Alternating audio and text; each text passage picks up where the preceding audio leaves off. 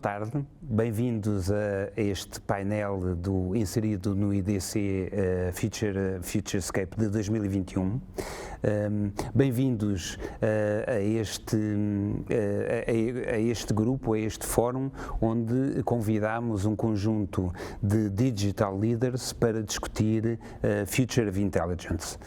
O meu nome é Pedro Borralho, eu sou Associate Partner da IDC Consulting, sou também Partner da Zertif Consulting e tenho o privilégio de ser comigo três pessoas. Eu tenho o Alexandre Barbosa, que é Managing Partner da Faber, tenho o André Pinto, CFO da McWide, e tenho ainda o Fernando Bação, que é professor catedrático e diretor do programa de doutoramento em Gestão da Informação na Nova IMS. Bem-vindos, obrigado pela vossa companhia. A inteligência nas empresas é um objetivo neste momento que já se discute em todos os fóruns empresariais e tem sobretudo a ver com a capacidade das empresas sistematizarem informação, aprenderem e aplicarem os insights resultantes, o discernimento resultante dessa aprendizagem ao negócio, melhorando continuamente.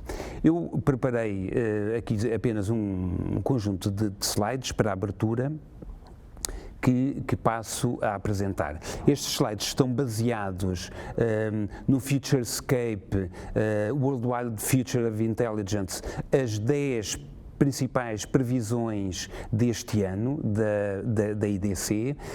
Este acaba por ser um quadro relativamente normal que vocês já conhecerão do Research IDC, mas onde eu optei por selecionar duas destas previsões. Estas previsões andam em torno de três grandes dimensões, três dimensões muito importantes para a aplicação, para o conseguir explorar deste tema do Future Intelligence. São eles os dados, a capacidade de atravessar silos dentro da empresa e a capacidade de criar redes de conhecimento, a tecnologia, porque de facto o processamento desta vasta informação e a aplicação de um conjunto de algoritmos típicos destas tecnologias exigem grande capacidade de processamento e ainda as competências humanas para tirar partido, para aplicar a tecnologia e a informação ao negócio. As previsões que eu selecionei é a quinta previsão. A quinta previsão tem a ver com o facto de o conteúdo ser extremamente importante, mas o seu contexto é fundamental para conseguirmos aplicar estes conceitos dentro da empresa. De facto, a IDC prevê que em 2025, 3/4 das empresas, das 2.000 maiores empresas globais, empresas cotadas, estarão a incorporar nas suas equipas, para além dos engenheiros, do data science, do data engineering, e para além, obviamente, das pessoas de negócio que estão envolvidas em todo este processo, incorporar ainda aquilo que a IDC designa pelos social science, pelos especialistas que conseguem aportar o conhecimento relativo ao contexto da informação. De facto, este contexto é fundamental até para gerar a confiança necessária na aplicação destes métodos à tomada de decisão. Se estes mecanismos da inteligência artificial gerarem um conjunto de informação e de recomendações, ou se eles próprios tomarem, porque é esse também o seu propósito, tomarem decisões automáticas. Mas se este processo não gerar confiança, então levantam-se questões de ética, questões de risco, questões de compliance, que têm de ser naturalmente endereçadas.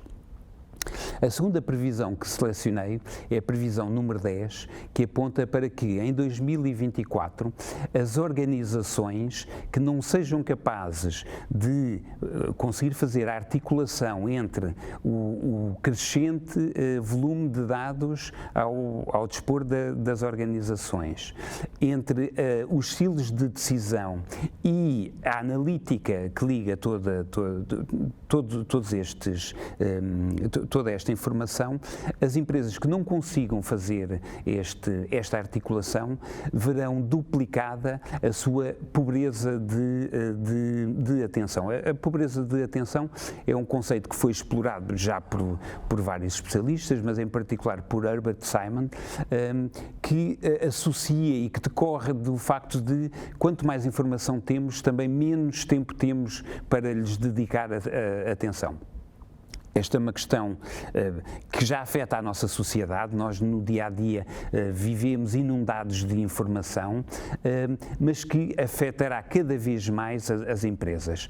Há uma previsão da IDC também que diz que nos próximos 3 anos será produzida tanta informação quanto aquela que foi produzida nos últimos 30 anos. Portanto, a questão do assoberbar de informação não é negligenciável e com a orientação correta, estes mecanismos poderão acelerar, poderão ajudar neste processamento, em vez de contribuir para adensar ainda mais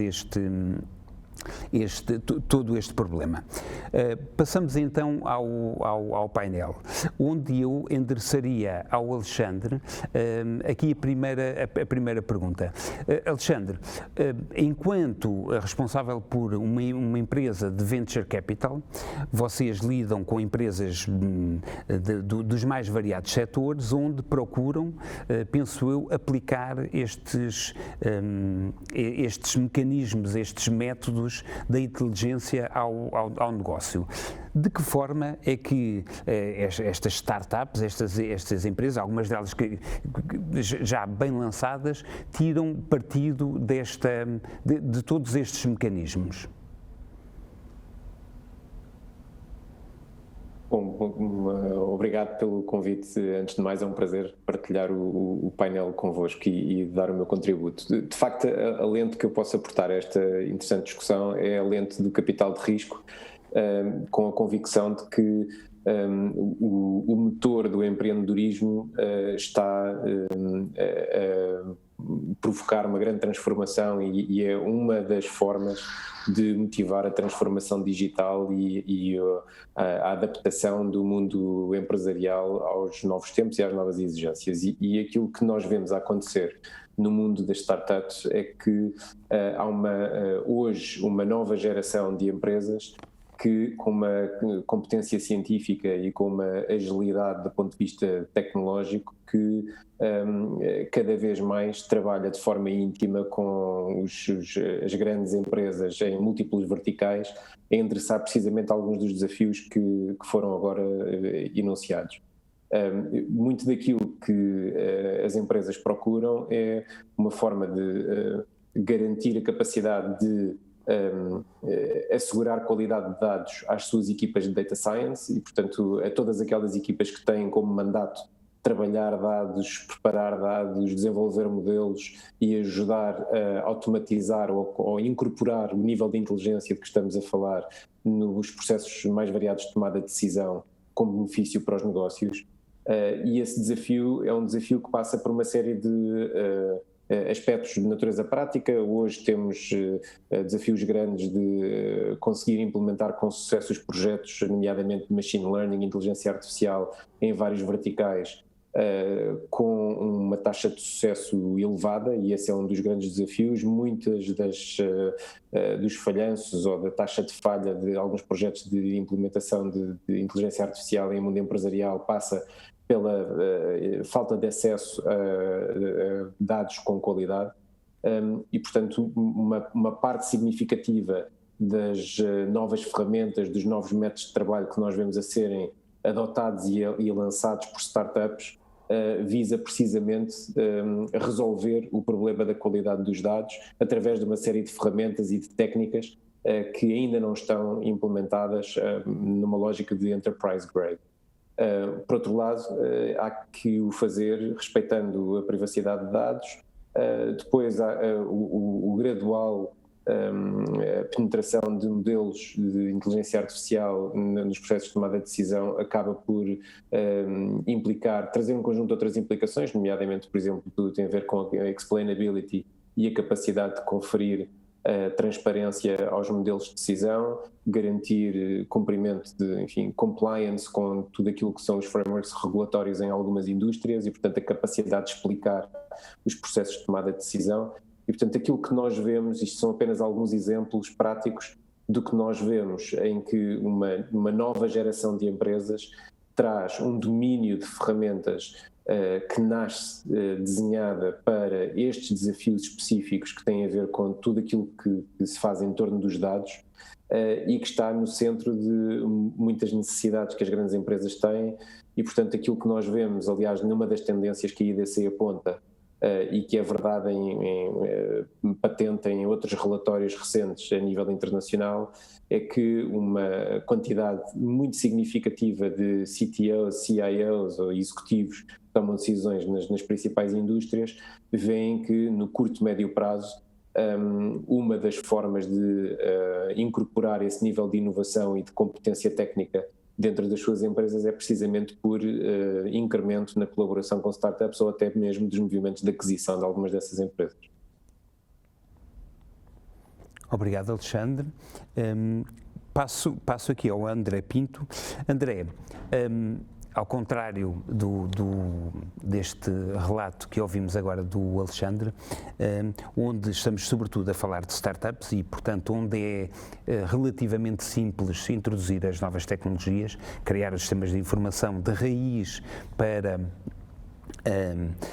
abraçar esta transformação digital, eu imagino que numa empresa de manutenção mecânica, como é o caso da McWide, as coisas não se processem exatamente assim. Por um lado, estamos a falar de uma indústria relativamente tradicional e onde não estamos à espera de encontrar, não é o sítio mais óbvio, pelo menos, para encontrar atividades de inteligência artificial e de machine learning. Ainda assim, eu sei que vocês já começaram a dar os vossos primeiros passos. Quer-nos falar sobre isso? Sim, boa tarde. Antes de mais, agradecer ao IDC o convite e cumprimentar aqui os meus companheiros de painel. De facto, o setor da metalomecânica, o setor da manutenção, de uma maneira geral, ainda não está muito alerta para toda esta temática do machine learning e da inteligência artificial. A captura de dados ainda é incipiente, apesar de já se verificar uma grande tendência de sensorização, da procura destes dados, mesmo da parte dos nossos clientes, até porque todas as grandes empresas têm aqui uma grande necessidade de se adaptar, de poupar recursos, de conseguir otimizar os seus processos e dentro desta panóplia, como é óbvio, todas as questões que têm a ver com manutenção são extremamente relevantes. Por onde isto caminhará, certamente no futuro terá uma tendência de caminhar para as manutenções preditivas, com a capacidade de sensorização de linhas, de processos produtivos. Do nosso lado, enquanto empresa, nesta fase e em termos daquilo que compete a nós influenciar os nossos clientes, já temos feito um trabalho nesse sentido de os sensibilizar para as vantagens da sensorização, as vantagens de termos aqui capacidade de captura de dados sobre os processos, sobre tempos, sobre processos de deterioração dos próprios equipamentos e isso dar-nos-á no futuro uma capacidade de otimizarmos as intervenções de manutenção e com isto também poupar dinheiro aos clientes e torná-los mais competitivos. Internamente, aquilo que temos feito é, de facto, tentar, numa série de pontos do nosso processo, capturar informação que para nós é crítica e começamos já também a trabalhar em retirar padrões sobre toda esta informação e que nos permita também retirar daqui conhecimento e aplicá-lo na tomada de decisões. Ainda não conseguimos fazer de uma forma sistematizada, aliás, como dizia o Alexandre, ainda existe um grande desafio relativamente à captura dos dados. Agora, de facto, para onde eu acho que isto irá evoluir, irá certamente avançar para uma situação em que teremos já bastantes dados que nos permitirão tomar essas decisões. Como é óbvio, importará depois ter aqui algum cuidado relativamente ao automatismo destas decisões e o cuidado relativamente à partilha destas decisões entre os diversos departamentos, porque de facto quando se trabalha por silos e quando temos aqui uma série de equipas a trabalhar que têm que trabalhar de forma colaborativa, aqui algumas das tomadas de decisão têm que de facto ser partilhadas sob pena de se tomarem as decisões erradas e, portanto, é nesse sentido que efetivamente temos que ter aqui algum cuidado com a inteligência artificial, com a tomada de decisões automáticas, porque efetivamente podem-se tomar aqui algumas decisões menos corretas e efetivamente é esse, digamos, o caminho que eu acho que certamente a indústria levará. André, eu aproveitava só para explorar mais um bocadinho. Quão abertas estão neste momento uma empresa como a MacWide a fazer investimentos numa área aparentemente tão inovadora? Eu sei que estou a falar com o CFO, não é? Portanto, o homem que toma as decisões financeiras, mas obviamente que o CFO responde aos acionistas. Sim. Vamos lá ver. As empresas têm que se adaptar e têm que acompanhar as evoluções. E quanto mais rápido as empresas se adaptarem, mais rápido terão aqui vantagens competitivas face aos seus concorrentes. Para nós, e enfim, a MacWide é uma empresa relativamente recente, tem 11 anos de existência e durante estes 11 anos conseguiu já tomar a liderança do setor ao nível da manutenção mecânica em indústrias pesadas em Portugal. E para nós foi claro que, de facto, a capacidade de nós captarmos informação que para nós era crítica ia ser decisiva para nos dar aqui vantagens competitivas. Em que aspectos? Em aspectos de gestão de projeto, em aspectos de gestão de risco, em aspectos de gestão com o cliente. Porque os recursos humanos que existem e que temos e que estão à nossa disposição são os mesmos para nós e para os nossos concorrentes.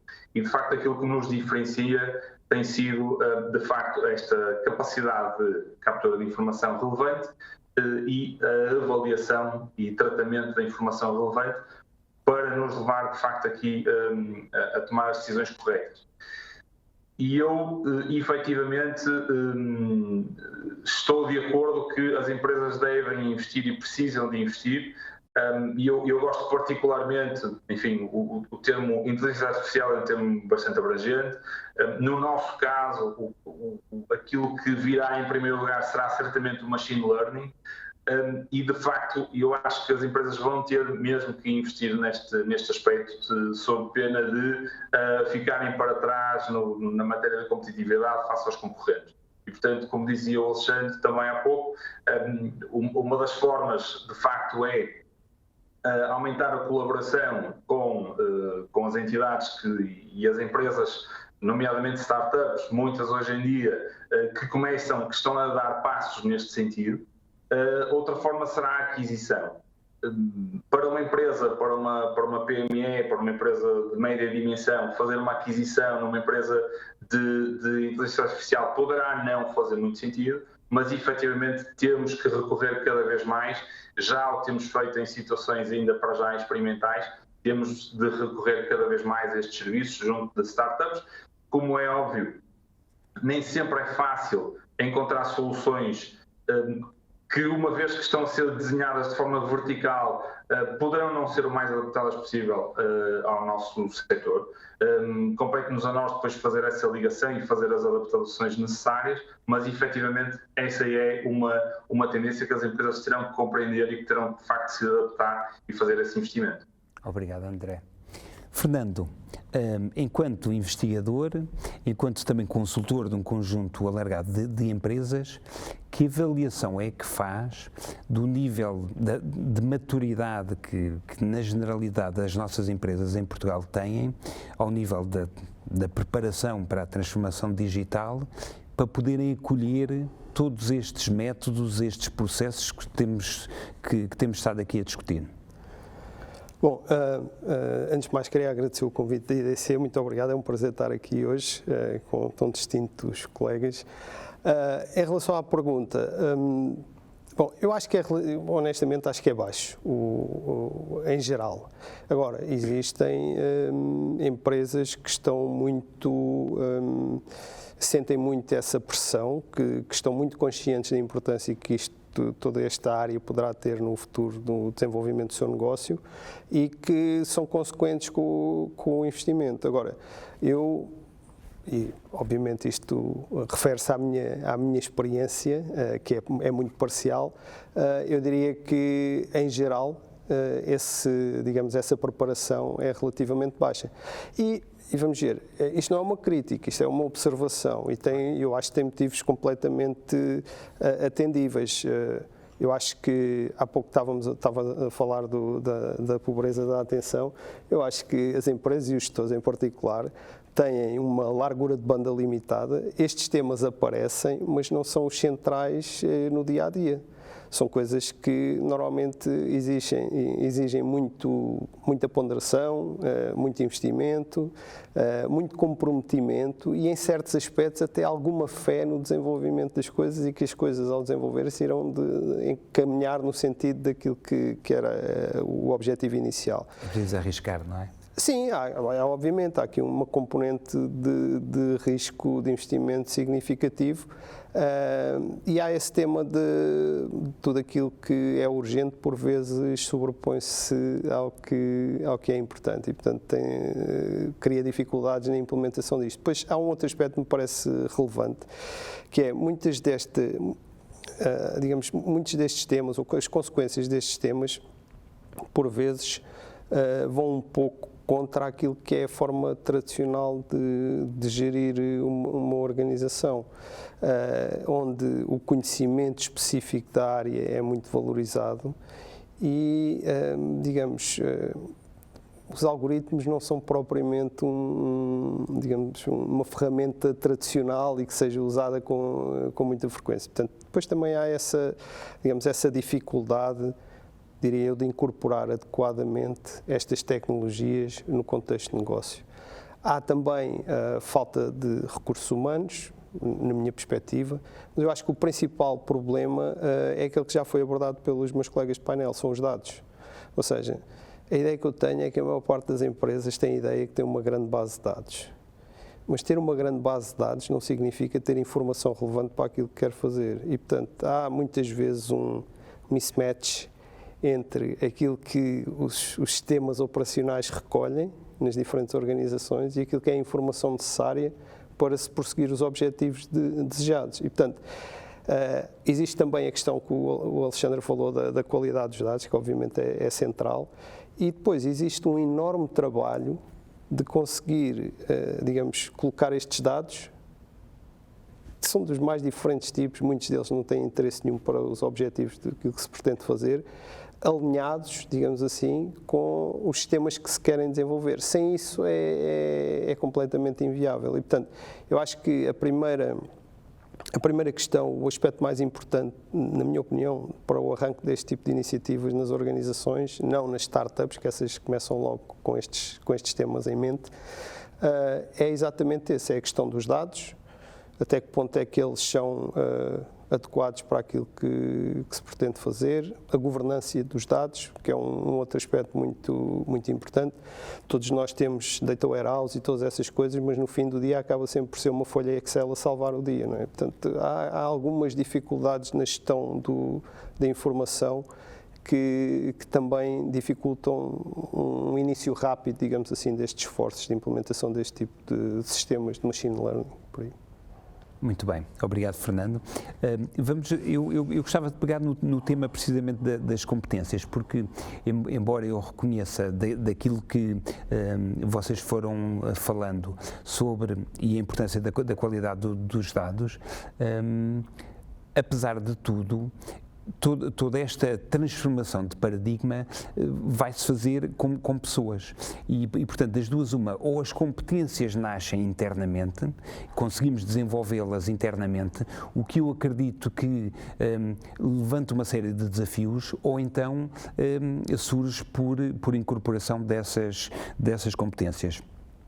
Alexandre, aquilo a que vocês vão assistindo do ponto de vista das startups, quão fácil é obter estas competências?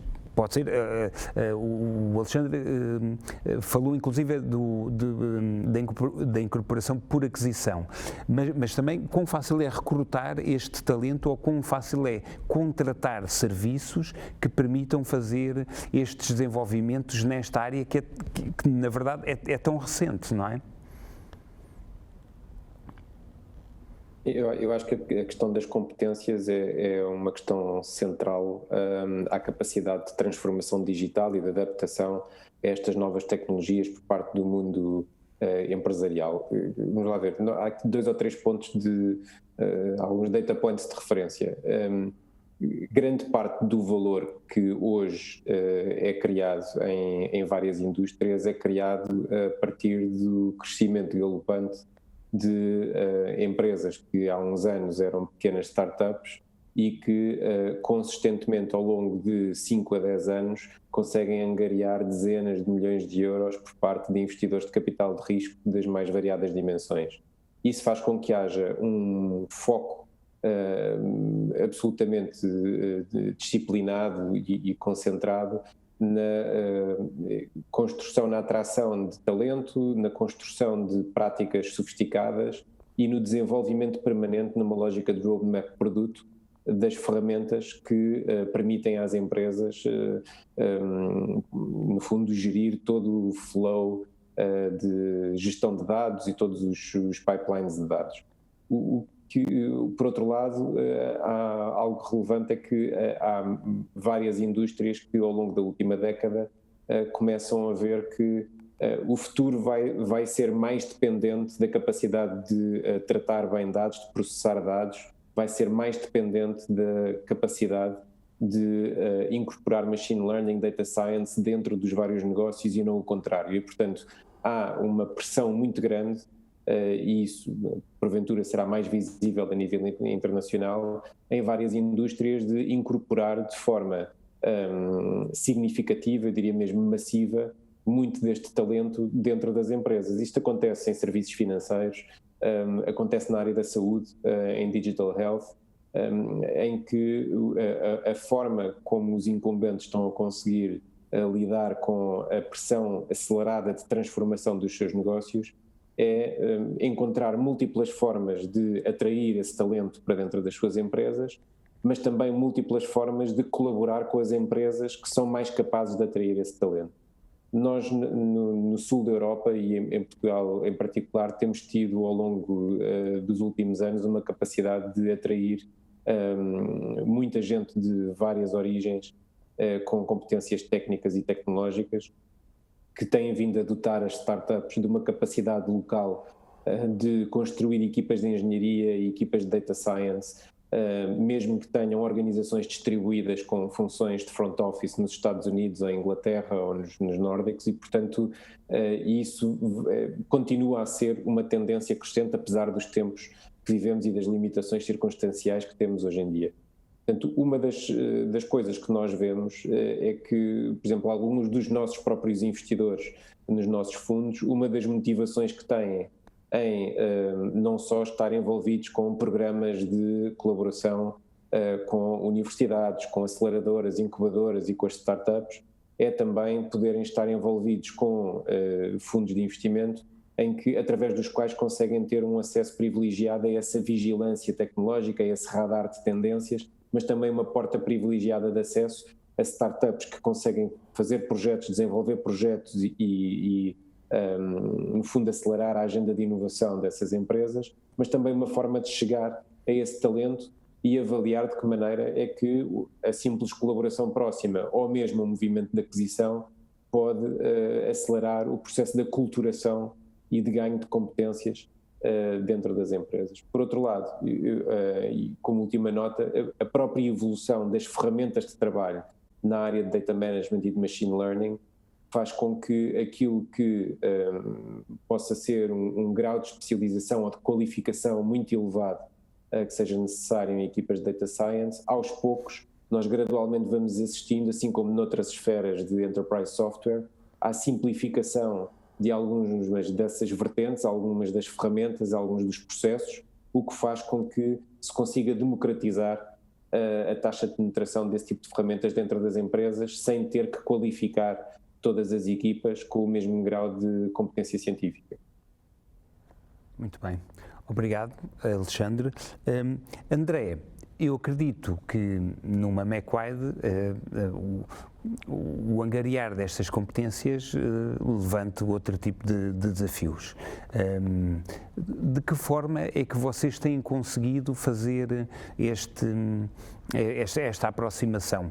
Contratando serviços, há pouco o André falava sobretudo, dava foco no Machine Learning.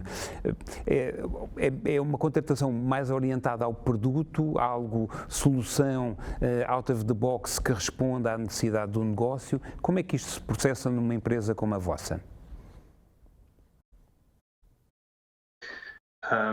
Bom, de facto, nós captarmos recursos a este nível é extremamente complicado. Não há recursos no mercado. Efetivamente, Portugal tem sido muito procurado pelas grandes multinacionais que se dedicam ao setor, porque efetivamente têm tido a capacidade das suas universidades serem muitas pessoas extremamente válidas, e efetivamente hoje em dia não é fácil encontrarmos recursos nesta área. O que efetivamente as empresas têm que fazer, e as empresas de média dimensão, digamos assim, terão que ter a capacidade de contratar estes serviços no mercado.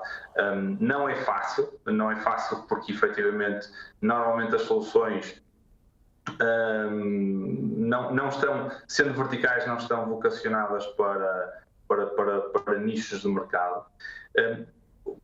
O que nós temos feito incursões relativamente modestas nesta temática, tentando principalmente retirar padrões dos dados que temos, mas acima de tudo, e eu acho que a nível das empresas de média dimensão, aquilo que as empresas terão que fazer, terão de se capacitar com as pessoas que consigam ter um espírito analítico para fazer as perguntas corretas. Ou seja,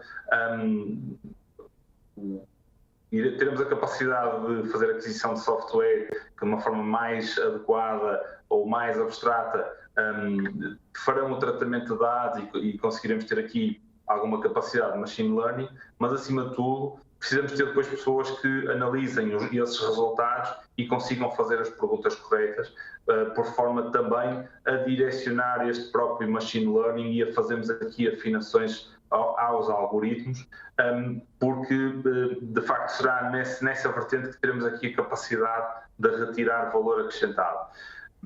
Temos feito, e sempre o fizemos, temos feito um caminho de grande formação às nossas pessoas, tentando sempre incutir este espírito analítico de questionar de questionamento dos dados, de questionar também as próprias, digamos, as respostas ou as aparentes respostas que resultam dos dados, e efetivamente não há aqui a capacidade de recortarmos de forma, digamos, sustentada este tipo de recursos no mercado e, portanto, as empresas não terão outra hipótese que não seja conseguir fazer esta aquisição de serviços, digamos, genéricos, e ir tentando adaptar isto também às suas capacidades que têm in-house, com, digamos, um grande espírito analítico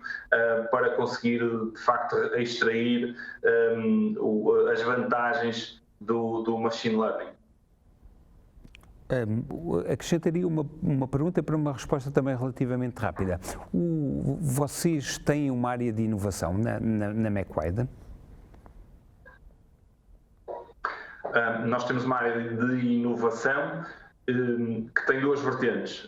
Tem uma vertente mais virada para aquilo que é o nosso core business, portanto, que é da parte da metalomecânica, e, portanto, tentando aqui procurar soluções alternativas para alguns desafios que nos são colocados. Há sempre, digamos, desafios que nos surgem ou num equipamento novo, ou num tipo de material novo, ou numa determinada localização. Portanto, temos uma equipa de engenharia vocacionada para essa situação e depois temos uma equipa, digamos, de processo, que incorpora quer pessoas da parte do IT, quer pessoas que estão mais direcionadas para os nossos processos internos, que têm feito um trabalho, digamos, de inovação, um trabalho permanente de inovação a nível dos nossos processos internos, tentando sempre que possível e o mais possível integrar os nossos processos dentro do nosso ERP, por forma a que consigamos ter aqui um processo extremamente alinhado e que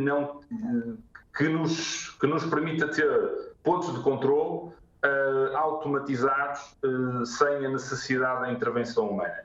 Isto para nós é muito importante. A detecção de falhas ao longo do nosso processo produtivo é muito importante e tem sido, digamos, essa vertente que temos andado a trabalhar um pouco nos últimos anos para nos dar aqui também esta vantagem um pouco face à nossa concorrência. Obrigado, André. Fernando, falando de competências, eu, olhando para o currículo dos vossos cursos, nota-se uma preocupação claríssima em termos do negócio. Alguma orientação ao negócio, não é? Dos cursos para os vossos, para os vossos estudantes. Para além desta sensibilidade para o negócio, quais são as outras competências que vocês consideram chave e que acredito que tenham elegido como sendo aquelas a transmitir aos vossos alunos e, portanto, aos futuros empresários e fomentadores de todos estes processos? Bom, na nossa escola nós temos cursos relativamente diferentes. Apesar de ser uma escola pequena, tem vários cursos, digamos, com um pendor relativamente diferente. Por exemplo, nós temos um mestrado em Advanced Analytics desde 2014 e esse mestrado é estritamente para, digamos, para formar data scientists. Nós temos, não sei, este ano penso que há à volta de 150 alunos. A maioria são estrangeiros, são pessoas que vêm da Alemanha, da Ásia, da Coreia, do Chile, do Brasil, de todo lado, e que vêm para cá para aprender estes temas relacionados com o Data Science. A nossa perspectiva em relação à formação destes profissionais é que existe aqui existem duas componentes que são centrais, que são, e essas são, digamos, a nossa grande responsabilidade enquanto escola, que é a componente relacionada com, digamos, a programação, mas a programação no contexto de Data Science, não é a programação no contexto de engenharia informática. A componente de programação e de estar à vontade com os diferentes digamos, os diferentes instrumentos e ferramentas que existem para fazer análise, e a segunda é ter um conhecimento aprofundado de métodos quantitativos, matemática e estatística, que é fundamental para estes profissionais. Nós esforçamos e tentamos, e temos essa preocupação de dar também alguma, digamos, formação na área dos domínios aplicacionais, digamos assim. Agora, ter casos de estudo, ter, digamos, desenvolvimento por objetivos e por aí é uma coisa que faz parte da nossa formação, mas, quer dizer, nós não formamos especificamente para a área financeira, ou por aí. Isso existem outros cursos, mas neste caso não formamos especificamente para a área financeira, ou para a área seguradora, ou seja o que for. Nós queremos que os nossos alunos, quando acabem o mestrado, estejam em condições para, digamos, participar nesta revolução, seja ela qual for a área, sendo certo que quando chegam e começam a trabalhar numa organização têm que se familiarizar com o negócio e com o domínio da aplicação. Agora, o que nós sentimos é que, por um lado, existe um grande interesse por parte, digamos, dos jovens recém-formados nestas áreas. Isso é um ponto importante. Há muita gente que procura este tipo de formação. Existe um grande entusiasmo em relação a trabalhar nestes domínios, mas o que eu tenho sentido com sinceridade é que nem sempre, como eu disse há pouco, temos muitos alunos estrangeiros. Muitos deles gostariam imenso de continuar a trabalhar em Portugal após a finalizarem o seu curso. Mas a verdade é que não só os estrangeiros vão para outros sítios, como muitas vezes os portugueses também vão para outros sítios. Eu ia justamente fazer essa pergunta. Não, esse é um problema óbvio e um problema sério, porque, digamos, a pressão sobre este tipo de recursos é grande e é mundial. E este tema da pandemia só vai ainda, digamos assim, pressionar mais esta situação, porque agora as empresas estão mais dispostas a ter trabalhadores remotos que podem participar nas suas atividades de qualquer parte do mundo. Nós temos alguns alunos que estão cá e trabalham para os Estados Unidos ou para a Alemanha e por aí. E, portanto, isso é uma pressão enorme. E com as diferenças, digamos, de remuneração salariais que existem entre, por exemplo, Portugal e a Alemanha, ou Portugal e a Inglaterra, ou Portugal e os Estados Unidos e por aí, é óbvio que é muito difícil para a grande parte das empresas portuguesas conseguirem garantir que têm capacidade de recrutamento dos melhores alunos deste tipo de curso. Acontece connosco, tenho a certeza que acontece com outras escolas, como o técnico e por aí. Há uma pressão grande e há uma grande, digamos, vontade das empresas de recrutarem todo o mundo, porque sabem que se não tiverem a recrutar apenas na sua cidade, a probabilidade de conseguirem ter bons profissionais e grande qualidade no seu talento é exatamente fazer essa contratação a nível mundial e procurar os melhores em todo o mundo. E, portanto, esse parece-me uma dificuldade objetiva que eu penso que muitas empresas portuguesas virão a ter. Penso que as startups, como estava a falar há pouco o Alexandre, são uma solução interessante, digamos assim, para motivar este talento a continuar a trabalhar cá, a resolver problemas difíceis, mas relevantes, e essa talvez possa ser uma forma de, digamos, mitigar esta dificuldade. No que diz respeito aos incumbentes, eu penso que em Portugal não há uma grande capacidade digamos, de atrair esse talento, tendo em conta, digamos, as circunstâncias em que estamos atualmente, onde há falta de talento e a capacidade de recrutar em todo o mundo. Portanto, acho que é um problema, é uma dificuldade. Só queria dizer mais uma coisa em relação a isso. Nós falamos muito dos data scientists, data engineers, e esses são fundamentais, mas há uma outra coisa que eu acho também é importante e nem sempre se fala, que é, eu acho que existe a necessidade de, eu não diria fazer um upskill das pessoas que trabalham nas empresas, mas é muito importante que as pessoas que hoje, no seu dia-a-dia, trabalham nas organizações, comecem a ter a possibilidade de compreender um pouco melhor estes temas de data science, porque no futuro todos os trabalhadores de uma organização vão ter que, de uma forma ou de outra, ou interpretar relatórios, ou têm que ter uma compreensão diferente e uma relação diferente com os dados e com a informação. E esse parece-me digamos, uma necessidade também premente, porque só assim é que aquilo que é feito pelos data scientists e por aí pode ter repercussão na organização, se todos os outros que estão à sua volta também sejam capazes de falar essa linguagem de alguma forma e dar consequência, dar seguimento àquilo que é produzido nessas áreas mais analíticas. Obrigado, Fernando.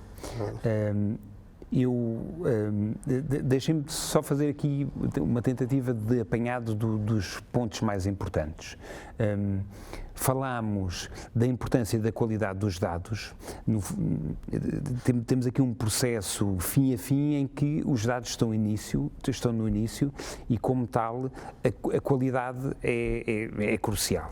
Do lixo não tiramos inteligência seguramente e, portanto, enquanto não formos capazes de classificar a nossa informação, perceber aquela que tem qualidade, contextualizá-la, etc., não tiremos também valor dessa mesma informação. Falámos da capacidade das mais diferentes organizações, empresas startups, empresas já instaladas, de conseguirem incorporar estes métodos na sua atividade para valor do seu negócio, para geração de valor. Falámos ainda da importância das competências e das mais variadas competências necessárias para conseguir aplicar com sucesso toda a lógica da inteligência artificial, do machine learning dentro da organização. Falámos ainda das diferentes formas a que as empresas podem recorrer para conseguir incorporar estas competências, recrutando as pessoas que têm as competências certas, desenvolvendo competências internamente, adquirindo aquisições de empresas ou simplesmente contratando serviços ou novas soluções. Eu creio que tivemos a oportunidade de ter aqui um painel muito rico do ponto de vista de abrangência dos vários tipos quer de organizações, quer de situações. Foi um privilégio. Eu agradeço ao Alexandre, ao André e ao Fernando por terem aqui estado connosco. Muito obrigado e uma boa tarde.